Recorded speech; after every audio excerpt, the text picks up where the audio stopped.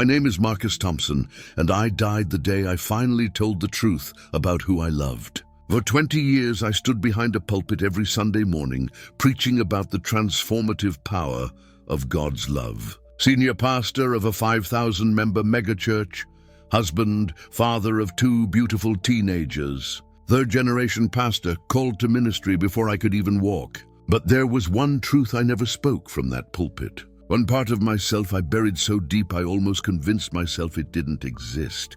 I was gay. And what Jesus showed me on the other side, when my heart finally stopped beating, changed everything I thought I knew about divine love, human choices, and the consequence of living a lie. But the consequence he revealed wasn't what anyone expected, not what I feared, not what the church taught, not what years of theology had prepared me for. Let me take you back, because to understand where I ended up, you need to understand where I began. I was 8 years old the first time I realized I was different. Sitting in Sunday school, watching another boy across the circle, feeling something I couldn't name, but somehow knew I shouldn't feel. That night, I prayed my first real prayer. God, please take this away. Please make me normal. I prayed that prayer for the next 17 years, fasting, weeping, begging. I tried everything the church recommended. Accountability groups, conversion therapy sessions that left me more broken than before, memorizing scripture about purity and righteousness until the words felt like stones in my mouth. I genuinely believed, with every fiber of my being, that if I just had enough faith, if I loved God hard enough, He would heal me of this affliction. Because that's what I called it then, an affliction, a thorn in my flesh, a test of my devotion. When I met Sarah at 25, I thought God had finally answered my prayers. She was brilliant, kind, deeply faithful. I convinced myself that what I felt for her was enough, that I could choose this. That love was a decision, not a feeling, and I was deciding to do the right thing. We married 6 months later. I poured everything I had into that marriage, into building our family, into becoming the man everyone expected me to be. And for a while, I almost made it work. I became an incredible actor. Every Sunday morning, I'd grip that pulpit, feel the wood grain pressing into my sweating palms, and preach about biblical marriage, about God's design for sexuality, about the importance of authenticity in our walk with Christ. The congregation ate it up. They had no idea that the man standing before them went home every night and stared at the ceiling while his wife slept, praying desperately for feelings that never came, wrestling with thoughts he couldn't silence. Late at night, I'd look at myself in the bathroom mirror, see the exhaustion carved into my face, the weight of maintaining this performance every single day. And I'd whisper, how much longer can I do this? The answer came when I was 42. His name was David. He started attending our grief support group after his divorce. There was nothing dramatic about our first conversation, just 2 men talking about loss and faith and the difficulty of starting over. But for the first time in my life, I felt seen, really seen, not as Pastor Marcus, not as the spiritual authority figure, but as a human being with wounds and questions and a soul that was suffocating. We became friends. Careful, appropriate friends. But with every conversation, something inside me cracked open wider. The part of myself I'd buried for 4 decades started clawing its way to the surface, demanding to be acknowledged. I was dying. I could feel it. Not physically, not yet, but spiritually, emotionally. The exhaustion had become unbearable. I started having thoughts I'd never allowed myself to have before. Thoughts about ending it all, because that seemed easier than continuing to live this lie or facing the devastation of telling the truth. One night, sitting in my car in the empty church parking lot at 2 in the morning, I looked up at the building that had been my entire identity for 20 years. And I heard myself say out loud, I can't do this anymore. I'd rather lose everything than keep lying. The confession came 3 days later. I told Sarah first. We were sitting at the kitchen table after the kids had gone to bed. I watched her face as I spoke the words I'd rehearsed 1,000 times. I'm gay. I've always been gay. I love you, but I can't keep pretending I'm something I'm not. The shock in her eyes turned to tears, then to something worse, a numb silence that felt like watching her soul leave her body. She didn't yell. She didn't rage. She just looked at me like I was a stranger and whispered, "Who are you?" I had no answer. The church elders came next. I resigned that week, my hands shaking so violently I could barely read the letter I'd written. One elder looked at me with such disgust, it felt like a physical blow. Another cried. Most just sat in stunned silence. The church announcement happened the following Sunday without me there. The fallout was immediate. 20 years of relationships evaporated overnight. Death threats filled my voicemail. My daughter stopped speaking to me entirely. My son became a battleground between his parents, torn between the father he'd known and the truth that shattered his understanding of everything. But David? David was there, patient, steady, offering something I'd never experienced before, unconditional acceptance. Our friendship became something more, and for the first time in my life, I kissed someone and felt like my soul had finally exhaled. But the liberation came wrapped in grief so profound, it nearly destroyed me. 6 months after leaving the church, I was living with David in a small apartment across town. Estranged from my family, unemployed, financially devastated, and consumed by a theological crisis that kept me awake every night. Did I just trade eternity for temporary happiness? Did I destroy my salvation for love? I read my Bible obsessively, searching for answers, finding only contradictions that depended on interpretation. My worn pages were marked with highlighted verses about mercy and judgment, grace and law, love and righteousness. But none of it gave me peace. The panic attack started around month 7. I'd wake up at 3 in the morning, my heart pounding, sheets soaked with sweat, terror flooding my system. David would reach for me. His hand on my shoulder meant to comfort, but even his touch couldn't quiet the questions screaming in my mind. What if I made the wrong choice? I'd scroll through my phone, seeing my daughter's name, knowing she wouldn't answer if I called. I'd drive past the church sometimes, unable to help myself, and stare at the building that used to define my entire existence. And I'd pray, desperate, broken prayers. Jesus, if you're really there, I need to know the truth about this, please. I need to know. 8 months after leaving my ministry, my body gave out. I was cooking dinner. David was at work. I felt the first stab of chest pain and thought it was just stress. Then the crushing sensation spread like a vice, tightening around my ribcage, stealing my breath, pulling the strength from my legs. I collapsed on the kitchen floor, the gray edges of my vision closing in, and my last conscious thought was, this is it. I'm about to find out if I made the worst mistake of my existence. The pain exploded, then vanished. I was floating, looking down at my own body on the floor, seeing David rushing through the door. His face contorted in terror as he dropped to his knees beside me, screaming my name. But his voice sounded distant, like it was traveling through water. Paramedics burst through the door. I watched them work on my chest, shocking my heart, but I felt nothing. I was already somewhere else. The pull started then. Not a tunnel exactly, more like being drawn through dimensions I didn't know existed. Reality folded in on itself. The walls of the apartment dissolved into light, not harsh light, but something that felt alive, warm, intelligent. I should have been terrified. But instead, I felt the first peace I'd experienced in months. Then I heard the voice, "Marcus, my son, I've been waiting for you." The light intensified until it was all I could see, all I could feel. And standing in the center of that brilliance was a presence I recognized instantly. Not because I'd seen him before, but because every cell in my body knew who he was.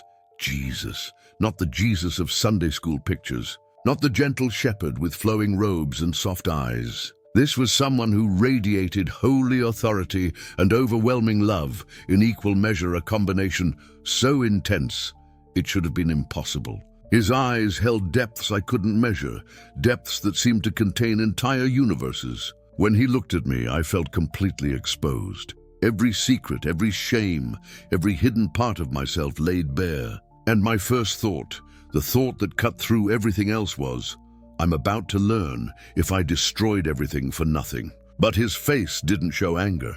It didn't show disappointment. It showed profound sadness mixed with something I couldn't quite name. Something that looked like love. He reached out his hand toward me, and I stood frozen, bracing for condemnation, for the judgment I'd been taught to expect, for the divine rejection I'd feared my entire life. But instead, he said something that shattered every theological framework I'd ever known. "Before you speak, Marcus, I want to show you something. I want you to understand why you suffered the way you did." The moment his fingers touched mine, I felt something I'd never experienced in 42 years of life. It wasn't just warmth, it was being known, completely, totally, impossibly known. Every hidden thought, every midnight prayer whispered into pillows, every moment of shame I'd buried so deep I thought even God couldn't find it. He knew it all, and he was still reaching for me. In an instant, everything around us shifted. We were no longer standing in that impossibly beautiful space. Now I was looking down at something that made my breath catch. My entire life spread out below us like an enormous tapestry. Every moment, every choice, every person I'd ever known, all of it visible at once. Shimmering threads woven together into this intricate, impossible pattern. I couldn't process what I was seeing. It was too much. Too overwhelming. Jesus spoke, his voice gentle but piercing, straight through to my core. "You've been asking if you made the right choice, Marcus. But you've been asking the wrong question." The confusion flooded through me. "What do you mean?" "Endel, the question isn't whether loving David was right or wrong." He paused, and I felt his gaze on me like sunlight breaking through storm clouds. "The question is, why did you wait so long to tell the truth?" That question hit me like a physical blow. My knees buckled, but his hand on mine kept me steady. I don't understand," I stammered. Jesus gestured to the tapestry of my life below us, and suddenly I saw his face more clearly than before. There was no anger there, no judgment, just profound sorrow for my pain. "Marcus, I wove your capacity to love into your being before you were born." His words were impossibly tender. "Your attraction to men was never a mistake. It was part of how I designed you to experience connection." But the Bible says," I started, my voice breaking. He raised his hand gently. "The Bible was written by humans trying to understand divine love through cultural lenses. Some got closer than others, but I am not bound by human interpretations." Then he showed me something. Moments from my relationship with David played out before me like scenes from a movie. David holding me during my first panic attack after leaving the church. The way he laughed at my terrible cooking. The morning he sat with me in silence when I couldn't find words. The night he looked at me and said, "I see you, Marcus. All of you. And you're beautiful." Tears streamed down my face.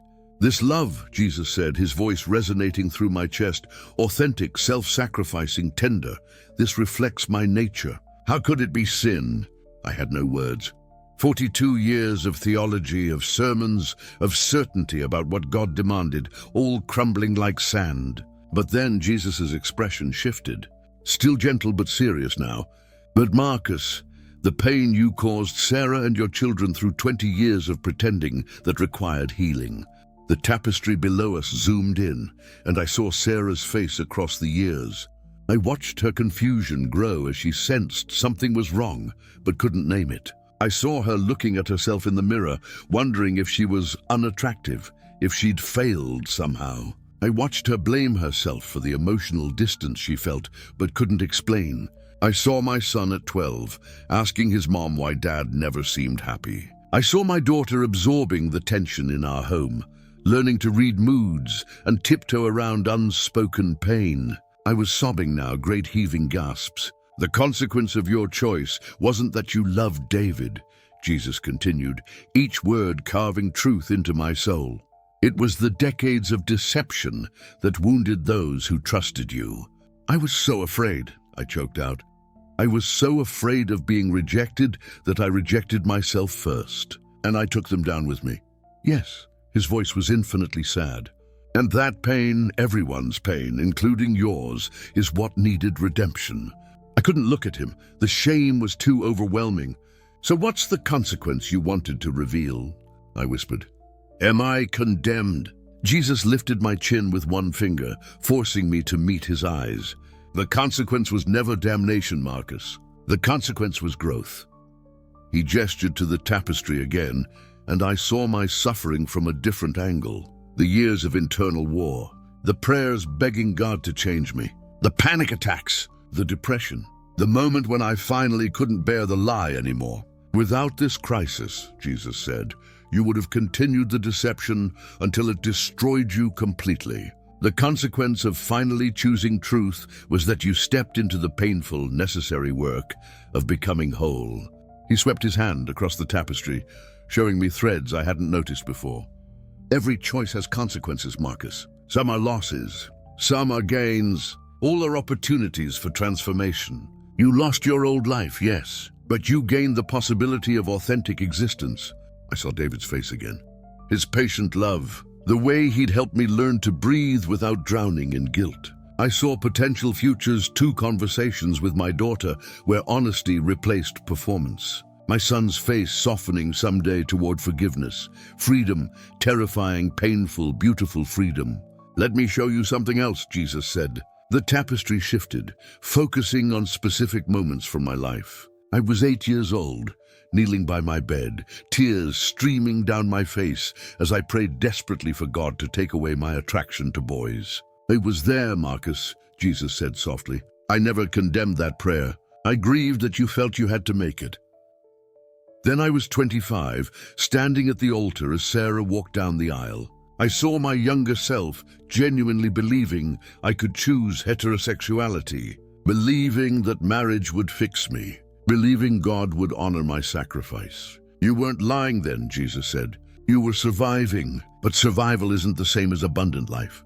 Doggy. I was 35 now, in the church lobby, shaking hands with a male church member and feeling that familiar electric attraction surge through me. I watched myself spiral into shame for hours afterward, begging God for forgiveness. Every time you felt shame, Jesus' voice broke slightly. I felt grief, not because you were attracted to him, but because you believed I hated you for it. And then the moment I'd been dreading, I was 42, sitting across from Sarah at our kitchen table, the words finally tumbling out. I'm gay. I've always been gay. I can't do this anymore. I watched her face crumble, watched confusion turn to shock, turn to betrayal, watched 20 years of her life suddenly reframe into a lie. This was the hardest, bravest thing you ever did, Jesus said. And yes, it wounded her deeply. Both things are true. Finally, he showed me the present. David holding me during a panic attack at 3 a.m, his hand on my back, his voice steady. I'm here. You're safe. Breathe with me. All this man's love has been a gift to you, Jesus said. Receive it without shame. I was trembling, overwhelmed by everything I'd seen. It's not your time yet, Marcus, Jesus said gently. You have work to do. Panic flared in my chest. What work? I destroyed my ministry. I'm a failure. Jesus smiled, and it was so full of love I almost couldn't bear it. Your ministry was never the building or the title. Your ministry is your story. Go back and tell the truth about what love really is. But what about Sarah, my kids, all the people I hurt? You can't undo the past, he said. But you can participate in healing through honesty and time. Some wounds close quickly. Others take years. Trust the process. Suddenly I felt a pull, like gravity had remembered I existed. Jesus, I remember, Marcus. His voice was fading now, or maybe I was. The consequence of truth is freedom, even when freedom is painful. I gasped, my eyes flying open. Fluorescent lights, the beeping of monitors, David's tear-streaked face hovering over mine. He's back, the paramedic shouted. Misaitis si bistesten. We've got a pulse. David was sobbing, his hand gripping mine so tightly it hurt. My lips moved. It took everything I had to force out the words. I saw him, I whispered, and he said, I'm loved. 6 months later, my life still looked nothing like I thought it would. The reconciliation attempts were complicated. My daughter Melissa had coffee with me twice. Small steps, careful conversations. She told me she was hurt but trying to understand. My son Jacob still wouldn't return my calls. Sarah and I were working toward an amicable divorce, which felt like a mercy neither of us expected. I no longer had a church building, no congregation, no title. Instead, I led a small LGBTQ+ faith group that met in a coffee shop basement. 15 people on a good night. Mostly people who'd been wounded by churches like mine. People who thought they had to choose between their identity and their faith. I told them about my near-death experience, about what Jesus actually said, and I watched their faces transform. My relationship with David deepened. Without the shadow of shame hanging over us, we were learning what it meant to simply be together, to love without hiding. I prayed differently now, without fear, without bargaining, just honest conversation with a God who, I finally believed, actually loved me. I read the Bible differently too, not looking for permission or condemnation, but for the heart beneath the words. And I found grace everywhere I'd once seen only judgment. The core shift was this. I spent 40 years terrified that God was angry at me. Now I knew he was grieving with me. That changed everything. I want to say something directly to you, whoever's watching this. Whatever choice you're facing right now, whatever part of yourself you're hiding because you fear divine rejection, hear this.